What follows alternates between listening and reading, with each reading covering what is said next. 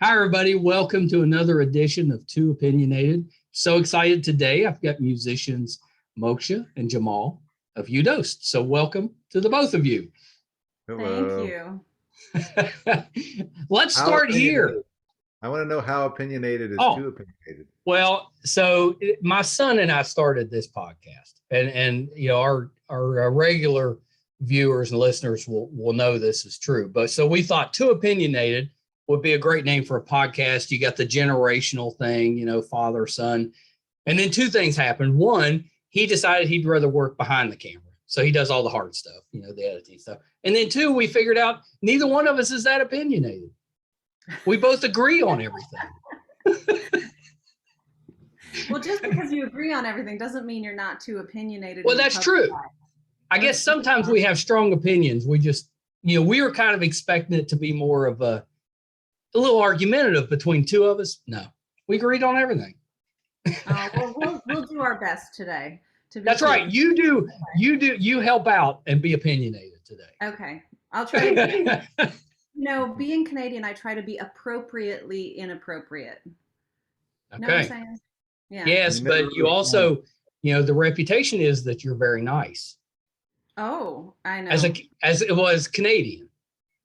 Yeah, and I get that reputation too, and it's very unfortunate, you know.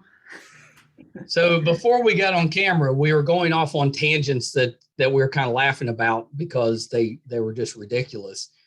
But I saw yesterday, and I never knew this was a thing, that the Canadian Maple Reserve cartel released like 50,000 gallons or 50 million gallons of maple syrup because there's a shortage. You know about this? I don't know about this, but man, I'll tell you, I grew up, in rural southern Quebec, where it is the maple syrup mecca. And I'll tell you, there's some crazy trading going on up there. Oh yeah. Is it better though? Is Canadian maple syrup better than what we have here? What kind of question is that even? How can you even ask that? I'm trying to let you be opinionated. Oh, I'm ask her about that. Ask her about Montreal bagels versus New York bagels. Oh, you want some opinion? I will give you some opinion. Yes, I've always heard, it's usually New York. They're very territorial about their bagels. Yeah, well, don't get me Montreal started. bagels are. I didn't believe her until I lived up there for a while. Montreal bagels are really good. All right, so I'll continue this hard line of questioning. What do you prefer on your bagel? Oh, well, that's a hard question. Okay, so here we're gonna get even more Quebec. I love veggie pate, which is like a form of pate made from vegetables. And it's delicious, and you can throw all kinds of stuff in there, and it's really good on bagels. But you can't really get it anywhere other than Quebec. She makes it homemade, though. Yeah, it's like French cuisine met with, hippie Quebecers. Do you know what I mean? What's the base? I mean, is it just ground up vegetables? What's the base? The base is there's lots of garlic and onion and yada yada and herbs and all that kind of stuff. And then it's basically seeds and like potato, carrot, that kind of thing. And then my wife would love that. You puree all of it and then you bake it and you can spread it on stuff. You know what I'm saying? Yeah. I'm learning some stuff today. You're learning some. That's pretty good. I think that's all the questions I have. So fair enough. Okay, have a good day. No, let's start here. You explain to me about the name. Where did you come up with your group's name? What does it mean? All right. Well, I'll give you the quick definition. So we come from totally different backgrounds musically that have kind of met and merged with it. I'll just say that. HuDost it breaks down to actually two words. Who is an interesting root word that's like human. Like human. Well, that's human. In all. That's in all. It's especially in all the Abrahamic faiths, so Judaism, Christianity, Islam, right? Like it's in all of those, and it's in other languages too, and it means the breath and sound of like the one being, of the divine. It's like the shared sound and breath, right? I like that. Yeah, and then dost in Turkish means true friend. So it's like the true friend of the one shared sound and breath is what it means overall. All right. I love that. How did you come up with that though? I mean, that's deep. You know, usually you're just coming up with like, I don't know, the Rotten Sweaters or something. That's, you know, just a really special band name. I encourage you to go for it. I've come a long way. My first band's name was should not be spoken. Was the Smegma Voodoo Sluts. My punk rock like that too in the 80s, but we've come a long way since then. I was not part of that band. That was in the 80s. We need to have, so our next episode together, we need a reunion of your 80s band. Yeah, it could happen. I don't know if you want to do that, man. It would be super fun to do, but anyway, we've hung out. It's actually HuDost is like you know about Namaste, you know, in the yoga tradition, you know, it's like the acknowledgement of the divine in someone else. It's actually similar to that. It's a greeting amongst like Turkish, you know, if you go up to meet someone who's Turkish and you go HuDost, they'll be like HuDost, and you know, they'll want to hug you and, you know, kiss you on. You're helping me out now. I'm going to use that to impress people now. You should. It's a heart, you know, it's a heart greeting. Yeah, it's a very loving greeting. So that's actually how we learned it. We've like, you know, studied in Turkey, you know, both musically and just in terms of our own discovery and journeying, you know, as people.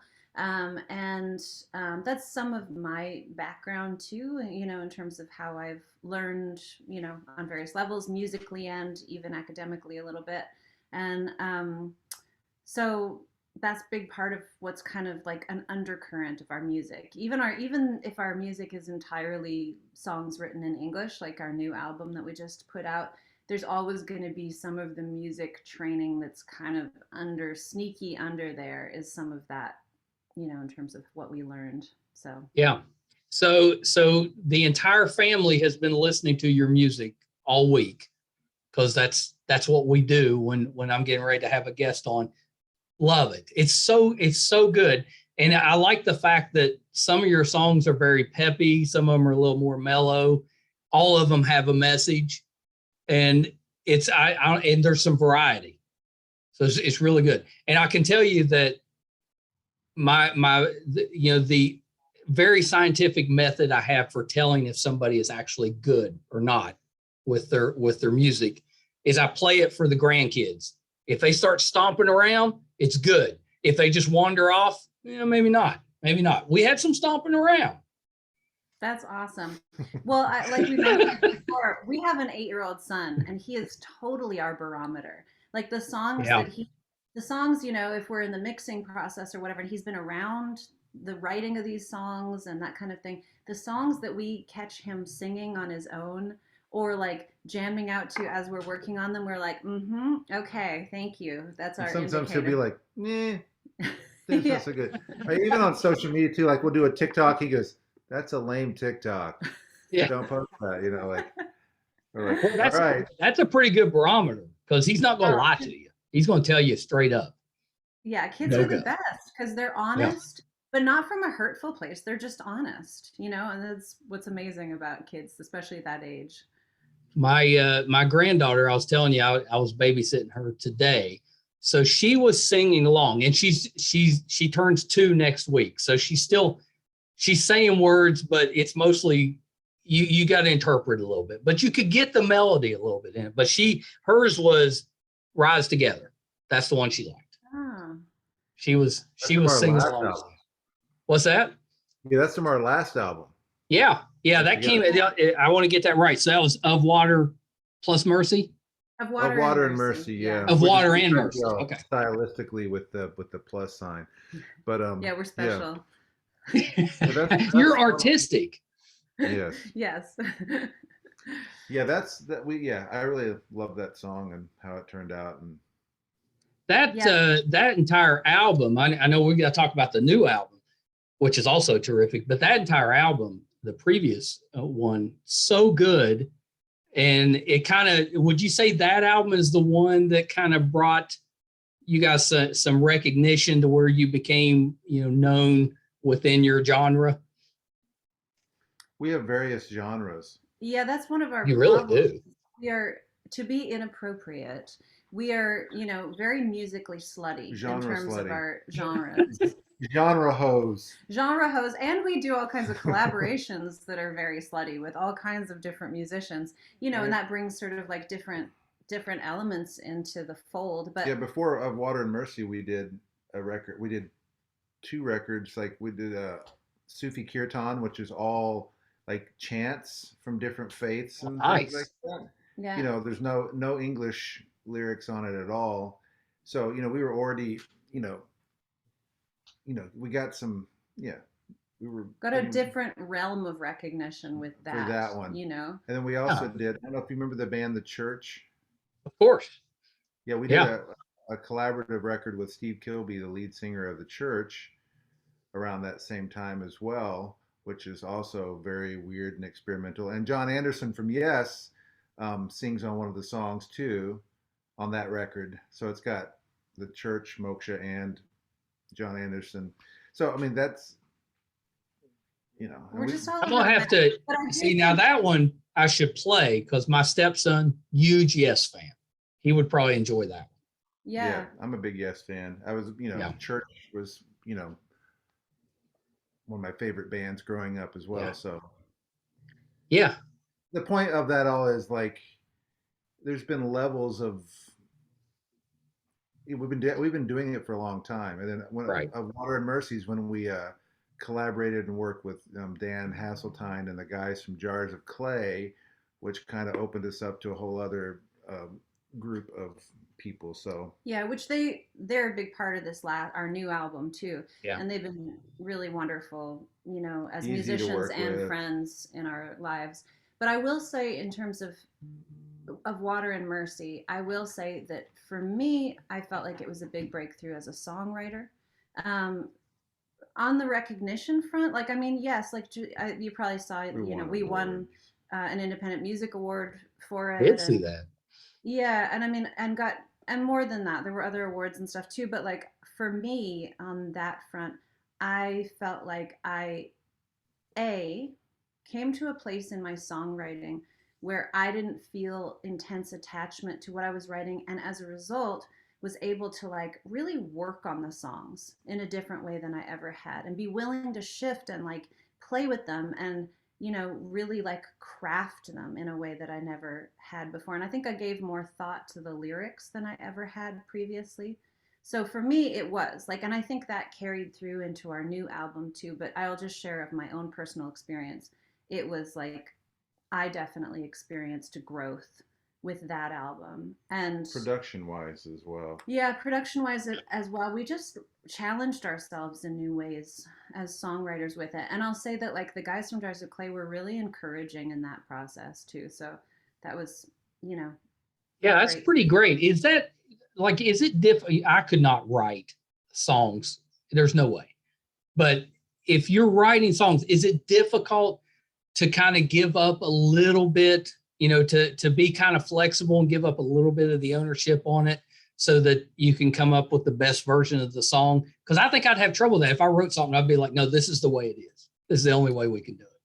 I think that was hard for me at the beginning when I was first writing songs, because I'd be like, this is this precious 9-minute jewel of a song, It's like, no, it needs 6 minutes cut off of it, Like, let's distill it down to 3.5 minutes. But and like, I don't know, I think the more you work in any kind of field, right, the more you're committed to the more you're committed to the quality of what comes out, and less fearful of what it takes to get that, just because you feel more comfortable in your craft. So I just think for me, I think both of us reached a certain different level of maturity with that, and with that there's non-attachment.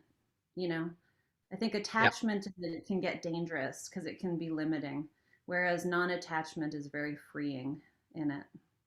Yeah, that was kind of my thought. That's why nobody would listen to my music. I'd be like, well, you may not like it, but this is the way it's supposed to be. Well, Would not be that's when I sometimes call him out where he's like, well, I like this part. And I'm like, yeah, but will anybody else like this part? You know?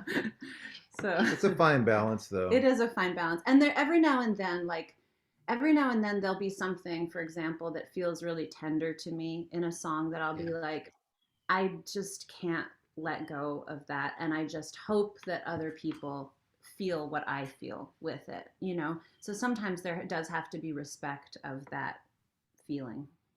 So how does a woman from Canada team up with a guy from Kentucky, which is, you know, kind of my neck of the woods? Well, I'm working on a song right now called I'm Married into Morgantown. He didn't live here for his whole family's from where we are. But he didn't live here. I'm the only one in my family all the way back to great grandparents that wasn't born probably within like a 2-mile radius of where we live. How did you escape? Well, I was born, my dad was a game warden and started moving around at a certain point. And I was actually born in the car on the Knoxville Turnpike on the way to the hospital. Nice. Which is another song I'm working on right now. Yeah. Oh, that has to be a song. It's got to get in there somehow someday. But then we moved to Florida, you know, from like 4 till, you know, I met her like for many, many years. That's where I grew up, was in Gainesville, Florida. Okay. So I played in the late 80s punk scene there, you know, and that's how I started playing music. And we're giving you a full history. Long story short, we met at a festival in North Carolina. 20 years ago. We met. Started after that, connecting, working together musically, fell in love. I dragged him up to Montreal while I did my undergraduate, and he went to sound engineering school. Then we lived in New York for a while. Then we were like, hey, let's have a kid. And that changed everything. Because we were just like, we knew we wanted to be close to family with having a child. And so he was born up near my family in Quebec. And then we bought this house down here because out in the middle of nowhere by the river. This was actually a convenient place in terms of work and touring. Being close to Nashville, and where one of the reasons I think Nashville is such a major music city is because it's so close to so many other cities that touring is a lot easier, you know? So in and out, right? So for the sake of being close to family and, you know, logistics is the long story short of how I married into Morgantown. But I will not put all that into the song. I think I can make it more fun another way. That's right. That's still pretty good. That's a pretty good story. Yeah, I mean, I can still in the song say I married into Morgantown because he knocked me up, you know, something like that. I don't think you're going to come out as good as she is in this. Yeah, I'm used to it though. Yeah. So how did you guys spend last year? You know, my wife works for Live Nation, and Live Nation, you know, basically shut down last year. So there wasn't any concerts or anything going on. So how did you guys deal with that? And then has that transitioned this year with the new album? Have you started touring yet? You know, talk a little bit about last year moving into this year. Well, during COVID, I mean, we were supposed to tour in Europe. We were supposed to go to Africa. We were supposed to do North America, all in like 2020. And with COVID hitting, it was like, none of that. So we did a whole bunch of live streamed concerts. We did early on. Yeah, and we had a National Endowment for the Arts big grant for an interdisciplinary performance piece that instead of we were supposed to do it at Oz Arts in Nashville, and it was being supported by Vanderbilt University too. And instead we filmed the dancers in isolation, the visual artist coordinated everything. We recorded the score instead of performing it and live streamed it, you know, and it ended up great. Like we got 2 Best of Nashville awards for that. And that was all like in the first few months of COVID. It was insane while homeschooling our 8-year-old child, right? We then basically were like, we're still not going anywhere. So let's write. So we wrote this album. We did a whole other CD as if those exist anymore. A whole other album of cover songs with cool guest artists, you know, like a whole bunch of stuff. And 14 cover song album, which is already done and mixed and everything. Yeah. Well, Anthems of Home. And we're slowly sneaking those out, you know, like we'll be releasing them as singles in the coming year. But we basically, in terms of the re-entry to performing, we missed it. Like, I love writing and I love doing that, but we just love being with live audiences, and live streaming is not like that. Live streaming, I don't feel the same, just like dynamic of where the crowd is feeding us and we're feeding the crowd, you know what I mean? Whereas live performing, that happens. So this summer we toured as a duo to be safe, because it was too risky to tour with the band, and we did almost entirely outdoor performances that were like smaller versions of festivals. Yeah, up north and in Vermont, New York, up in Canada, like in places that were lower COVID numbers, for one thing. And we were doing everything where it was outdoors or spaced, or, you know what I mean, that kind of thing. And then, and you know, and just it was great. Yeah, some concert series, that kind of thing, that were like just the kind of things we knew we could take on. So we did that. And then it wasn't until late summer and through the last few months that we did a whole bunch of festivals with our full band. But festivals that were following guidelines, like having vaccine requirements or testing requirements, or, you know, that kind of thing. And fortunately, like, there weren't major cases of COVID coming out of that or anything like that. So yeah, so we basically, all that said, we did the best that we could with the circumstances, where it didn't feel like it was a risk for us or our musicians or the audiences, but still getting to play. So yeah, that's awesome. That's awesome. So the new album is Anthems of Home, right? It's because we were stuck at home. That's right. Well, it makes sense. That totally makes sense. But tell me a little bit about that. What is the album about? Is there a theme? Is each song kind of individual? You know, talk a little bit about the album. It's about home. That's it. I don't know how. I mean, there are a bunch of songs that talk about home in it, but it wasn't even some of the cover songs that we did have a home theme, and we weren't sure. I don't think it was like it wasn't planned. I think it was just like, oh, this is what we're writing about right now, because this is what we're living. But there's variety in there. I mean, there's also, like, you know, you mentioned some of the more activism and advocacy oriented stuff that move its way into there. That's a big part of our lives. You know, for many years we've worked with the One Campaign, which is a nonprofit working to end extreme poverty. Do you know the One Campaign at all? I do. It's actually so terrific that you're working with that, because especially here, I know it's global, but especially here, it really hits home that we still have so many people living in such an extreme level of poverty. I mean, it's in my opinion, it's kind of embarrassing. You know, we should never have that. You know, we should be able to fix some of that. So I think that's such a great organization, and I saw that you guys were involved with that. So yeah, we're the Kentucky reps. So we actually, you know, when it comes time to do an action, we go and meet with our Kentucky senators and Congress and sit with them, and we do, you know, here, you know, in Kentucky. Then we also go to DC. We haven't since COVID, and go lobby there. So, you know, we have relationships with all those. That's pretty great. So when you go lobby, do you do you even say anything, or do you just burst out into song to get your point across? That's what we do to get people to write letters when we're playing festivals and stuff on behalf of one. But when we go to the congressional meetings, we don't look like musicians. We look like really normal people. Yeah. We're good at like pretending to be normal people. Since they're all issues, you know, the issues that we're dealing with are not partisan or political, nor should they be. So any issues we have with like somebody's office that we're going into that we don't agree with on anything else, we'll like hang that stuff at the door before we go in and be like, this is what we're dealing with. And, you know, one has actually passed some of the only bipartisan bills in the last few years that have existed because of that reason. Yeah. And they like I mean, you think that would be easy, right? You think we could all agree that poverty bad, we should fix that. But it's not always that easy. No, it's not always that easy. And sometimes we have to pitch, for example, when we're putting forward a specific bill, sometimes we have to pitch it from angles that wouldn't necessarily occur to me right off the bat, you know, because for me, it's just obvious moral question that's easy to answer in terms of why we should back certain bills, right?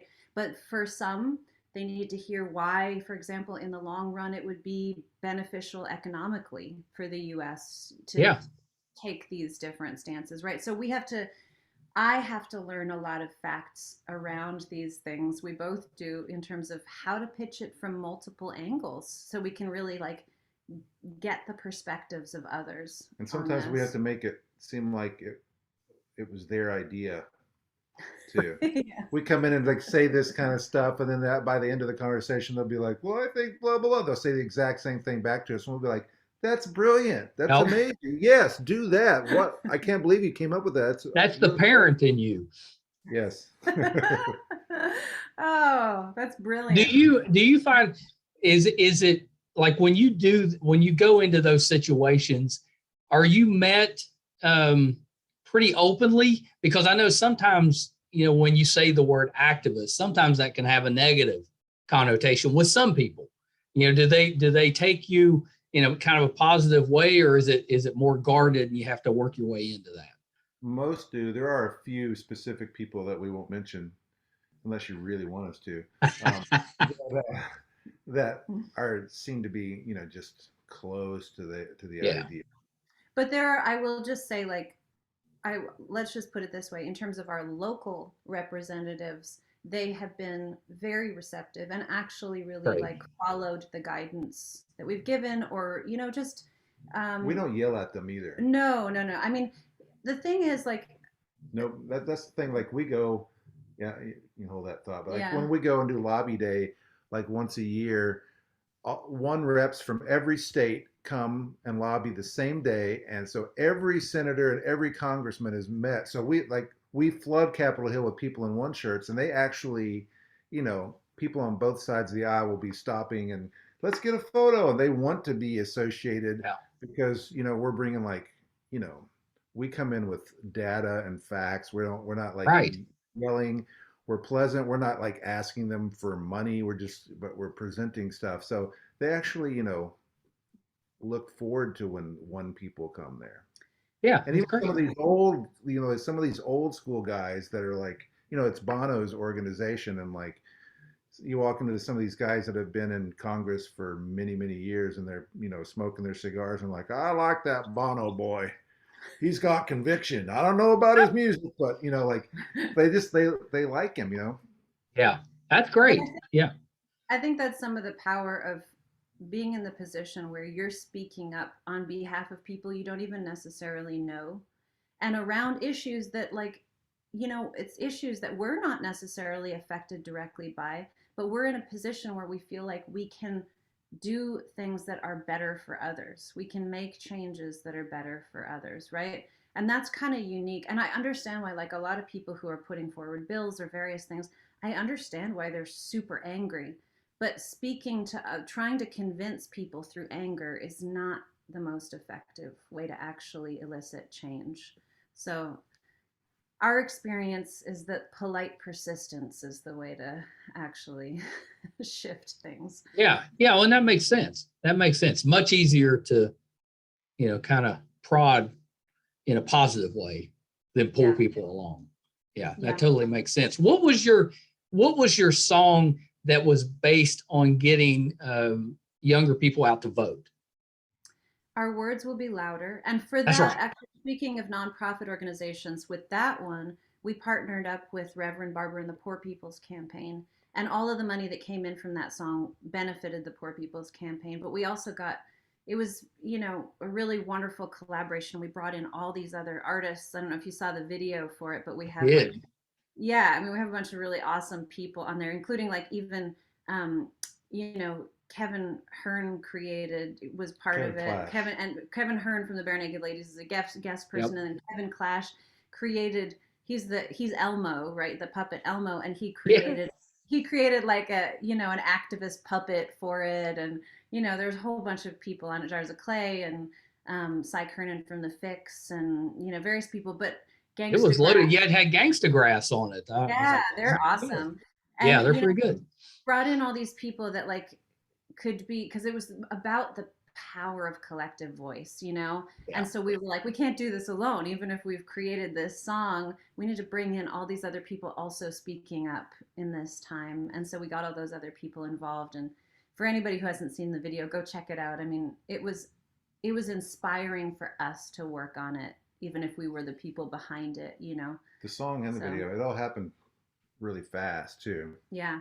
And that was the song that we released like, you know, early on before we started to put out the other singles, because we wanted to use it as a means to encourage early voting. And the Poor People's Campaign was doing a lot of stuff around making sure people who were living in poverty had equal access to being able to vote, register, and being able to vote. So there was some crazy stuff going on. Yeah. When you were pulling people together for the song and the video, I mean, did you have a difficult time, or was everybody pretty much like, oh yeah, I'd love to help? Everybody who's on there was like, easy. Yeah, it was super easy. They were like, yep, sign me up. What do I do? I mean, you know, so. I mean, really, like the song, because go back to Rise Together, that was the last song we wrote for Water and Mercy, and we got together with Dan from Jars, and we're like, how do we write a song about advocacy, like in a 3.5-minute song? How do we, you know, do a pop song about advocacy? Right. That was Rise Together was like our exercise in that. And then during COVID, at one point, Dan sent us a voice text of him on the piano and said, can you guys do anything with this? And it was like this little melody and him singing, playing piano, which like the basic chords of the verse. So we're like, let's do, and so then here we go again. Let's do a song about another pop song about advocacy. And then we went into the studio. That was the first time we were around humans or musicians during mid-COVID.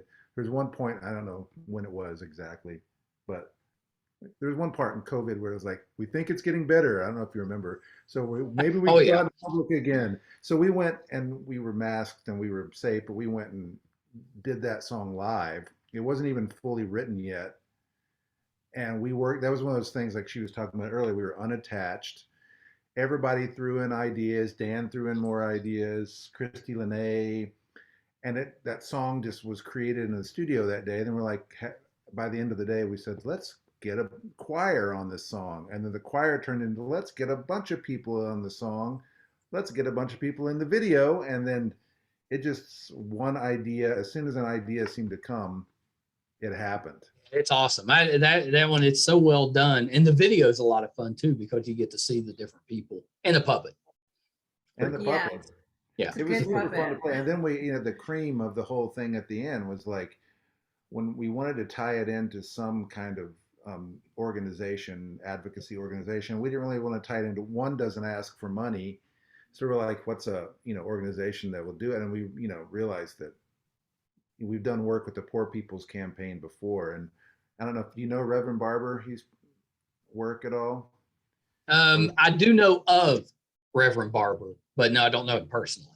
I mean, he's really, you know, he's pretty amazing. So, and then when he gave us that footage and that, you know, the speech that's at the end of the video, that was just like, by that point we were like, that was so neat. That was a really good idea, I think, to end it that way. I really like it. Yeah, we were in the editing process just like crying as we saw that part of it, you know, so yeah, it has to be rewarding. I mean, it's rewarding enough, I think, to be creative and bring something that you've created to life, but to also have it, you know, have this extra meaning, you know, and to touch people in a way that can actually help people. I mean, that has to be very rewarding.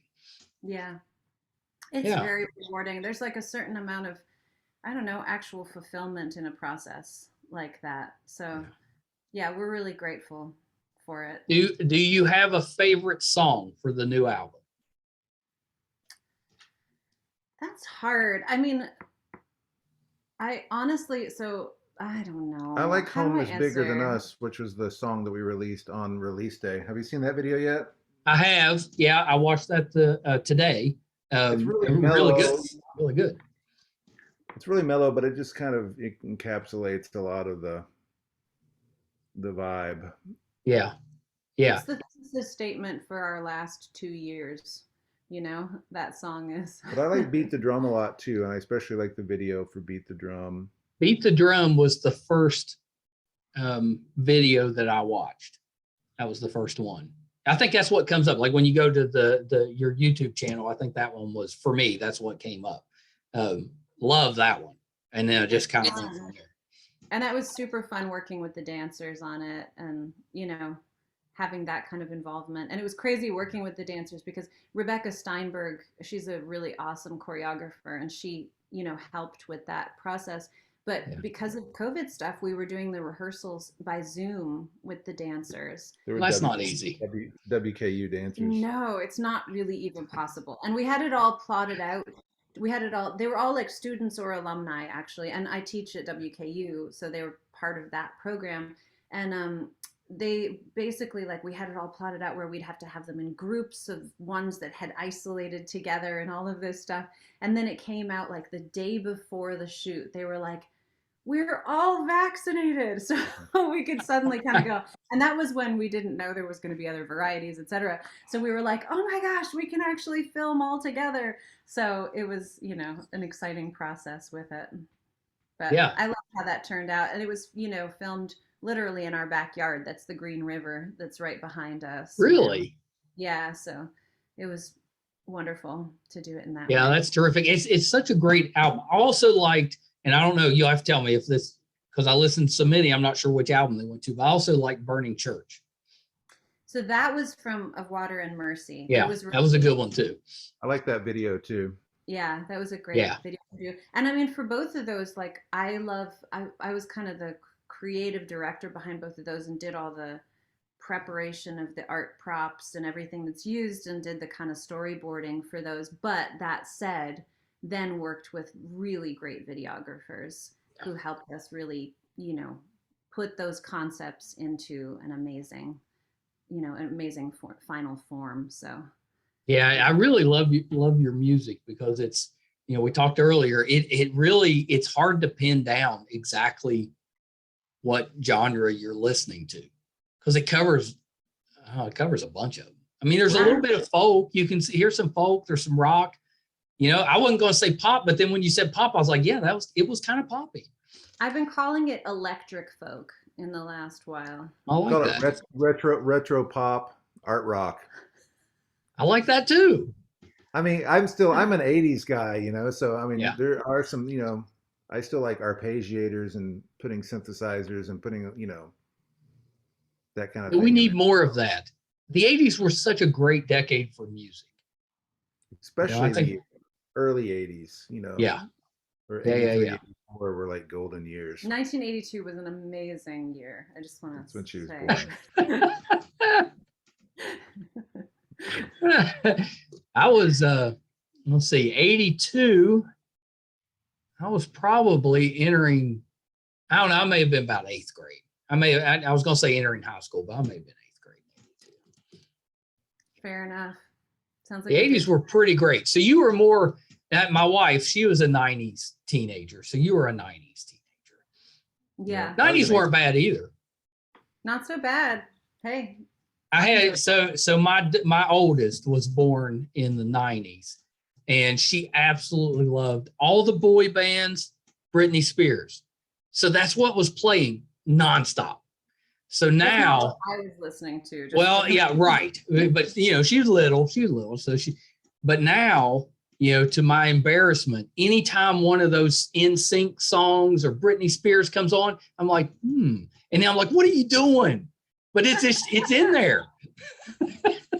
That stuff is dangerous. It gets into your consciousness. You don't even know. No, you don't even know. And you can't get rid of it. Like once it's there, it's there. Did either of you pick up a new instrument during our time, you know, in quarantine?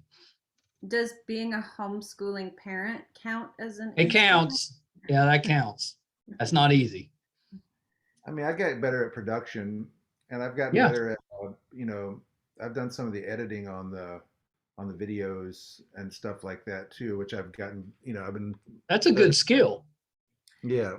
Yeah, and actually speaking of that whole thing, I got deeper into some of my visual art practice during that time. And I've done, like, I don't know if you watched the Testament video, but for example, I did the I'm doing more like time lapse animation stuff and that kind of thing. And we have a Christmas video, song video coming out. Ooh. That's kind of cheesy, but it's It's Christmas music is cheesy, so we're in the cheesy. Kind of cheesy is an understatement. I'll just say it's that. like a fine Munster on a buttered bagel, on a buttered Montreal bagel.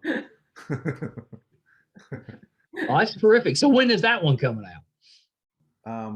Tomorrow, soon. maybe. Yeah, it's. Oh, really? We just finished the video today. It's just kind of a like, let's do a Christmas song, and it's it's a tasteful. The song is really good. The video is kind of. We did some. It's special. We did some silly green screen stuff in it, but. Nice. What's the name of the song?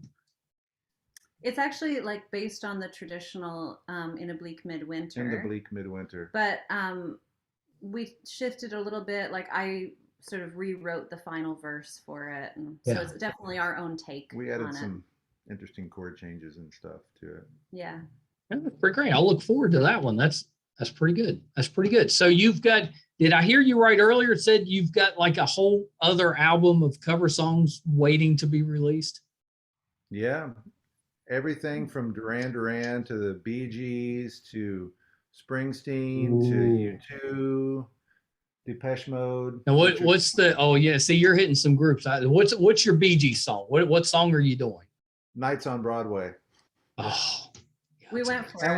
we're doing a more of an acoustic, laid back version of it too. Oh, that's a great song. The whole thing. And there's a Bowie song on there. Hitting some notes that should not be hit. Ooh. In that song, yeah. You know? That's. What about Depeche Mode? What's the song? Yeah, we did Enjoy the Silence. Oh. Which, that's not an easy song to do. That's exciting. And that one's kind of slowed down, more trancy with like harmonium and stuff. It's too. very broody. It's a broody version. Ooh. That's right. See, that's fun. I love that you've got your own stuff, but you're also doing just fun stuff and taking some of these songs that, those are songs we haven't. Yeah, I guess Enjoy the Silence. We had what was the group that did that a while back? I don't know. That's a good question. I can't remember. But most of those, they haven't really been done in a while, so that's exciting. We did a Union of the Snake by Duran Duran. Remember that song? I love that song. That was the request of our son. Our son really wanted it, but it's a good version. Really? Yeah. He's got good taste. He's really into Kiss right now. Yeah, unfortunately. Fortunately. Well, yeah, I was going to say. So, what would your Kiss song be if you're going to cover Kiss? We have. It's not been officially released, but we did cover Hard Luck Woman one time. That's pretty good. Kind of a country version. It's kind of country anyway, but yeah, I have regrets. I mean, we did a good job, but I have regrets. I'm a big Kiss is, what made me want to like start playing guitar, and when I was in the 70s. By the way, on a side note, he has to dash like immediately to go pick up our son from school. Oh yeah. Well, yeah, we should wrap up. And this has been. Do you need to take off? So that's okay. We'll wrap it up. Continue talking. Yeah, you guys edit these things? Yeah, of course. Okay, cool. Okay. Yeah, good. So terrific to get to meet you. You too. You too. Yeah, we'll have to do this again. We can go in all kinds of different. Oh yeah. We'll take it all over the place. In our sometime here. That's we have to. We're too close not to.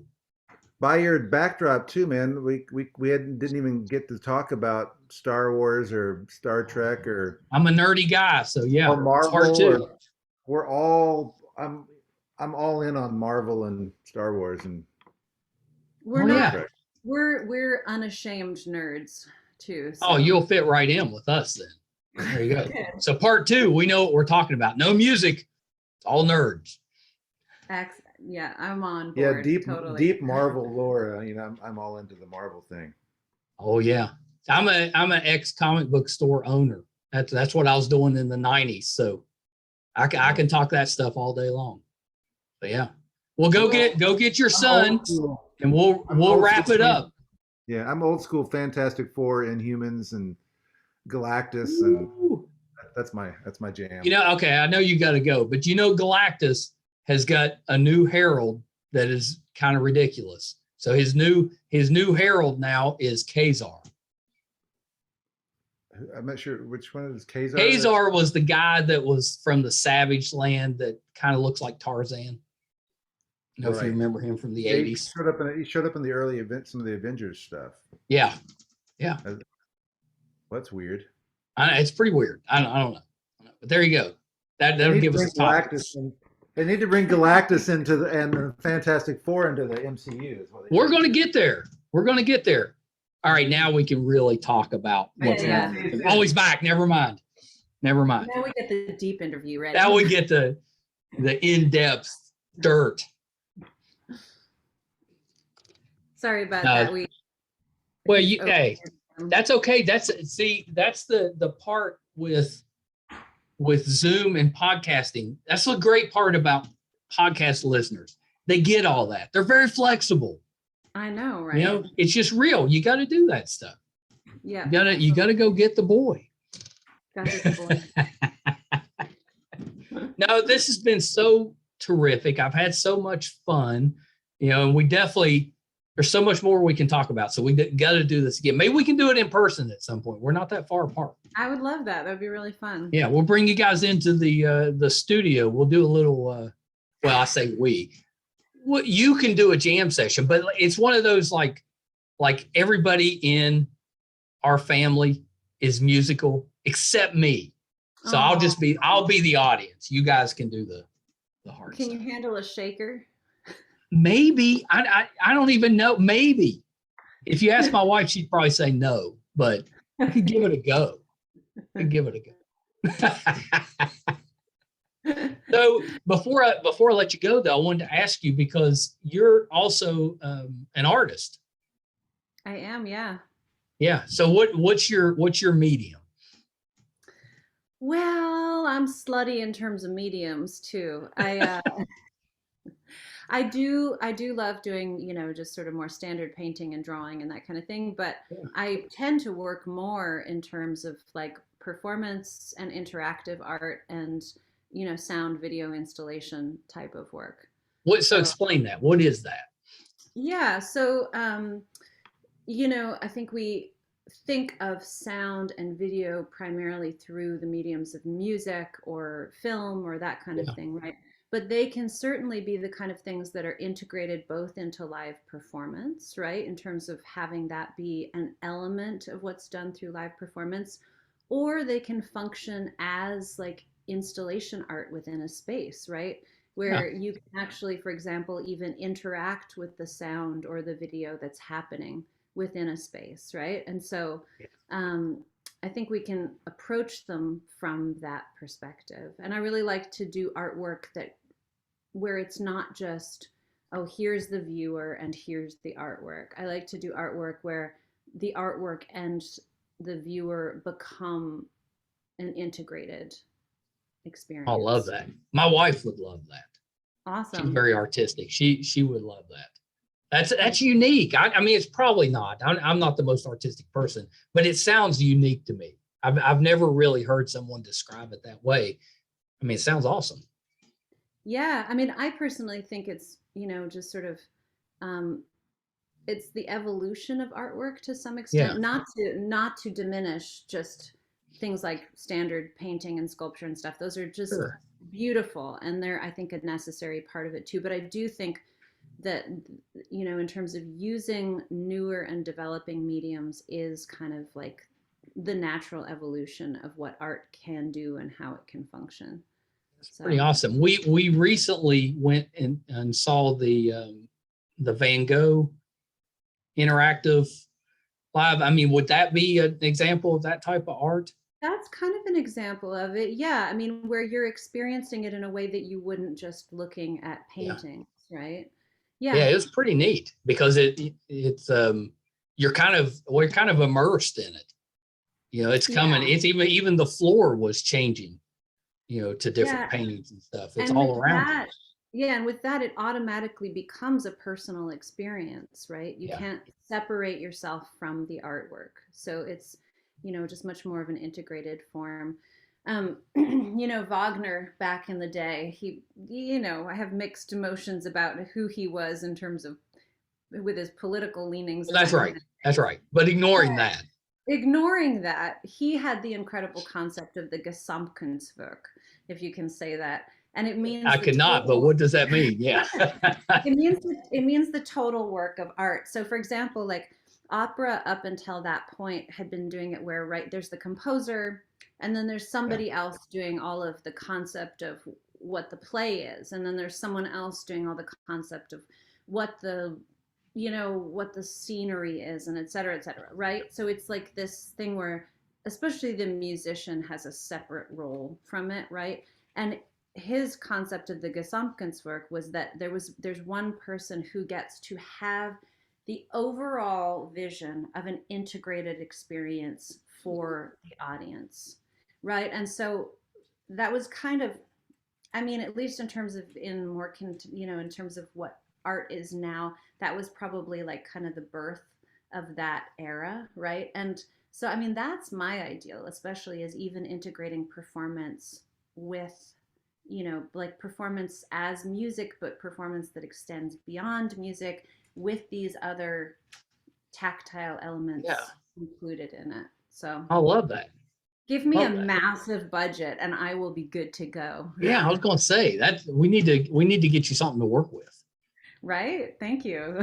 So actually that piece that I mentioned to you, that we received the NEA grant for example, that was supposed to be live performances that we're going to have, like the artist Jana Harper, visual artist, there was going to be a whole installation of her work, and then all these dancers were going to be doing live performance, and we were going to be doing live performance of the music, right? So it was going to have some experience of that, and we ended up, of course, having to do it as live stream because of COVID. But that said, like, it doesn't mean that exploration is off limits. Yeah, that's right. That's so exciting. Yeah. So, okay. So I know we got to wrap up, but you got to come back. We got more to talk about.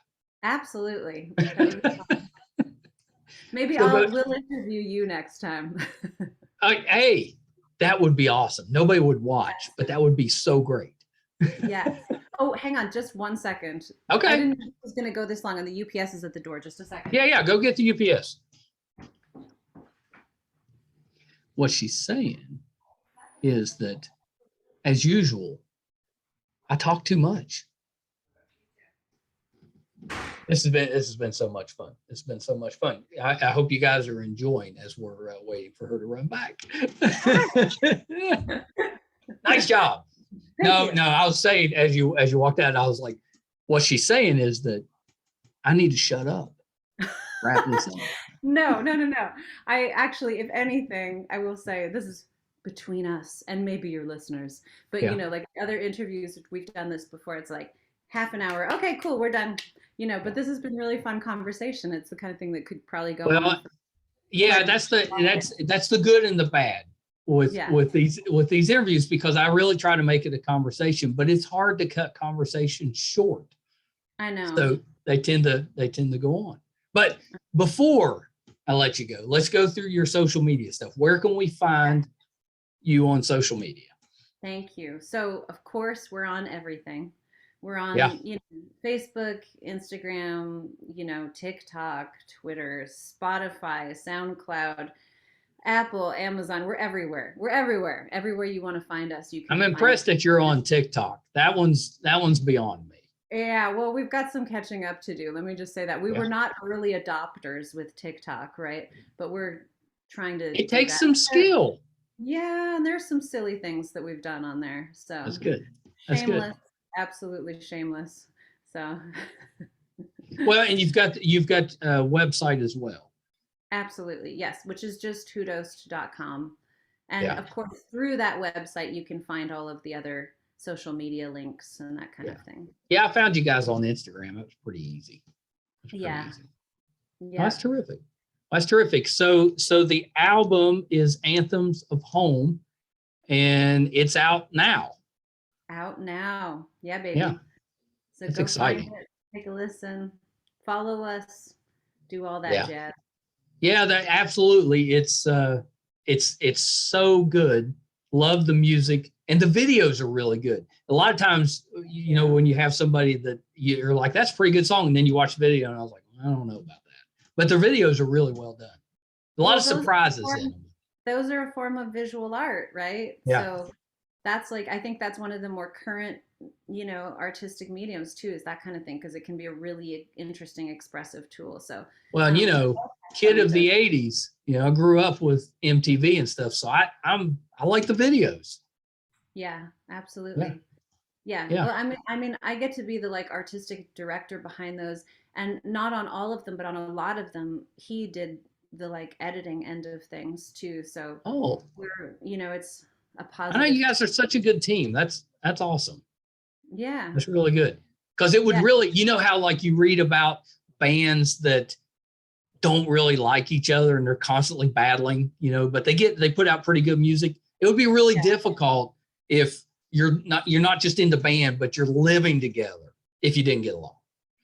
Yeah. And you know what? I will just say the early part of our relationship was when we like did a lot of trial and error with what did and didn't work, you know what I mean? And then we kind of like moved through it. And at this point, like we're pretty bad at chore designation, but we're good as co-musicians, we're good as co-parents, and for the most part we're good on the business front. So that's terrific. It's wonderful. That's the hardest part, I think, is figuring out what works for you as a couple, you know, and especially, you know, my wife and I, we do some side businesses, we do stuff together, and it took us a while to figure out a rhythm. We made a lot of mistakes, a lot of trial and error, but if you can get through that, kind of move through, as you said, it's great. And I think part of that is discovering who has specific strengths too. Yeah. You know, like when I said yes to being a full-time musician, I did not consider the business front at all, right? Right. So I kind of resisted it for the first couple of years, and then discovered, oh, I'm actually pretty good at the business end of things. So actually took on some of the stuff that he wasn't so great at, right?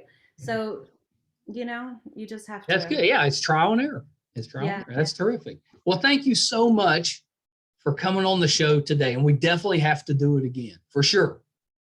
Yes, absolutely. Well, thank you again for having us. Yeah, of course. Of course. Okay, hold on one second. All right, so that was Moksha and Jemal of HuDost. Awesome. They're so talented, and I was underselling how good their music is. So please go check that. Do yourself a favor. Check that out. Videos, the music. It does cover several genres, but there is a lot of fun, you know, kind of peppy tunes that still get a message across. I love the activist side of it. I think they do such good work with that. It's just a really unique, talented couple. So check that out. And thank you guys so much for tuning in, putting up with my, you know, usual shenanigans and nonsense. I appreciate that so much. If you haven't done so, we could use help with our YouTube channel. It's MeisterCon Pod. If you could give us a like, subscribe, that would be terrific. We just released our 300th episode, Alexander Siddig from Game of Thrones, Deep Space Nine. You can check that out along with the other 299 episodes on our website, meistercon.com. There's a fun, terrific blog from Brett. If you're geeky, you'll love it. It'll let you know if we're doing anything in studio, if we're traveling to conventions. All of that's on the website, meistercon.com. So until next time, thank you guys so much. Bye, everybody.